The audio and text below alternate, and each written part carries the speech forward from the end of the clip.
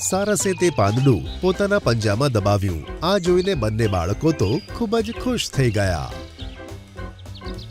અરે વાહ, તમે બધા અમારી મદદ કરવા આવ્યા છો. હા, અમને લાગે છે કે તમે સાચું કહો છો અને પોતાની ભૂલનો પસ્તાવો પણ કરો છો. તેથી અમે તમારી મદદ કરવા તૈયાર છીએ. આ સાંભળી બંને બચ્ચાઓને ખૂબ જ આનંદ થયો. પછી બધા પક્ષીઓ ટીનુના માળા પાસે આવ્યા. જુઓ મમ્મી, અમારા પ્રિય મિત્રો તમારા માટે દવા લાવીને તમને મદદ કરવા આવ્યા છે. સારસે તે પત્તાને પોતાની ચાંચમાં દબાવ્યું અને થોડાક ટીપા ટીનુ ચકલીના ઘાવ પર પડ્યા. થોડી જ મિનિટોમાં ટીનુ ચકલીનો ઘાવ ઠીક થઈ ગયો. મને હવે સારું લાગી રહ્યું છે.